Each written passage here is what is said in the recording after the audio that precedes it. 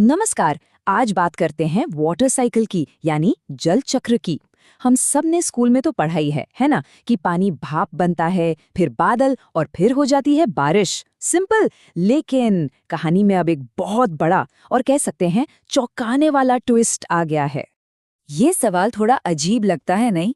मतलब एक तरफ हम खबरें देख रहे हैं कि शहर के शहर पानी में डूब रहे हैं और दूसरी तरफ खबरें हैं कि खेत सूखे पड़े हैं। तो चलिए इस पूरी गुत्थी को सुलझाते हैं और इसके पीछे जो विज्ञान है उसे समझने की कोशिश करते हैं। ठीक है, तो शुरुआत बिल्कुल बेसिक से करते हैं। सबसे पहले ये समझना जरूरी है कि सामान्य हालात में वाटर साइकिल आखिर काम कैसे करता है। ये एक बहुत ही बैलेंस्ड और खूबसूरत सिस्टम है, जिसकी वजह से ही पृथ्वी पर जीवन मुमकिन हो पाया है। ये क्लासिक डायग्राम तो हम सबने कहीं ना कहीं देखा ही है। यह दिखाता है कि पृथ्वी का वाटर साइकिल एक कभी ना खत्म होने वाला एकदम संतुलित लूप है। इसी की वजह से हमारे प्लैनेट पर जिंदगी चलती रहती है। पानी बस अपनी शक्ल बदलता है, लेकिन कभी खत्म नहीं होता। तो ये है वो 4 सीधे सरल स्टेप्स: इवेपोरेशन, कंडेंसेशन, प्रेसिपिटेशन और कलेक्शन। सदियों से ये पूरा साइकिल एक तय ताल पर काम कर रहा था, लेकिन अब एक नई ताकत इस पूरी मशीनरी को बहुत तेजी से दौड़ा रही है। अब ये जो हमारा संतुलित सिस्टम था ना, उसे एक बाहरी ताकत सुपरचार्ज कर रही है, और वो है क्लाइमेट चेंज। ऐसा समझिए कि जैसे किसी ने वाटर साइकिल के रिमोट पर फास्ट फॉरवर्ड का बटन दबा दिया हो। ये कॉन्सेप्ट बहुत ही सिंपल लेकिन उतना ही पावरफुल है। जैसे जैसे दुनिया का तापमान बढ़ रहा है, हमारी धरती की सतह पर जो पानी है, चाहे वो समंदर में हो या मिट्टी में, वो बहुत बहुत तेजी से भाप बनकर उड़ रहा है।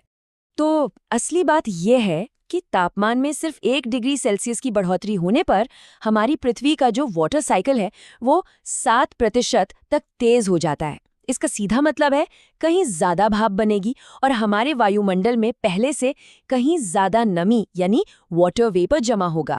और यहीं से एक दुष्चक्र, एक विशियस साइकिल शुरू हो जाता है। देखिए, वाटर वेपर खुद एक ग्रीनहाउस गैस है, तो हवा में जितनी ज्यादा नमी होगी वो उतनी ही ज्यादा गर्मी को सोखेगी।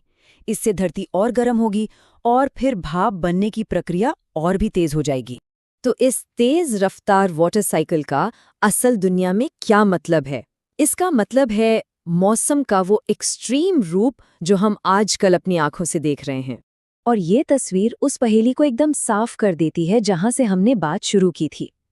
वजह एक ही है, तेज वाटर साइकिल।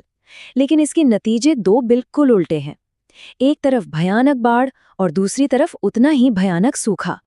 तो ये होता कैसे है? देखिए, जब हवा में नमी ज्यादा होगी तो जब बारिश का मौका बनेगा तो वो मूसलाधार होगी। जो इलाके पहले से ही नम हैं वो और गीले हो जाएंगे, और दूसरी तरफ जो इलाके पहले से सूखे हैं वहां तेज इवेपोरेशन जमीन की बची खुची नमी को भी खींच लेगा। मतलब सूखे इलाके और भी ज्यादा सूख जाएंगे। लेकिन कहानी बस यहीं तक नहीं है। ये सिर्फ ग्लोबल लेवल पर नहीं हो रहा। हमारे शहर, जो हमारे बनाए हुए कंक्रीट के जंगल हैं, वो भी लोकल लेवल पर मौसम के पैटर्न को बदल रहे हैं। इसे कहते हैं अर्बन रेनफॉल इफेक्ट। इसका मतलब ये है कि शहर सिर्फ मौसम को झेल नहीं रहे हैं, बल्कि वो खुद मौसम को बनाने और बिगाड़ने में एक एक्टिव रोल निभा रहे हैं। और सुनिए, ये सिर्फ कोई थ्योरी नहीं है, इसके पक्के सबूत हैं। जैसा कि इस मैप पर दिख रहा है, अमेरिका के 27 शहरों पर एक स्टडी हुई और उसमें पाया गया कि 80% से ज्यादा शहरों में शहर से आगे हवा की दिशा में बारिश काफी बढ़ गई है। और ऐसा होने के 3 बड़े कारण हैं। पहला, शहर अपने आसपास के इलाकों से ज्यादा गर्म होते हैं, इसे अर्बन हीट आइलैंड कहते हैं। दूसरा, ऊंची ऊंची बिल्डिंग्स हवा को ऊपर की ओर उठने पर मजबूर करती हैं। और तीसरा, शहरों का पोल्यूशन, जो बारिश के बूंदों को बनने के लिए एक न्यूक्लियस या बीज दे देता है। और ये कनेक्शन आंकड़ों में भी साफ साफ दिखाई देता है।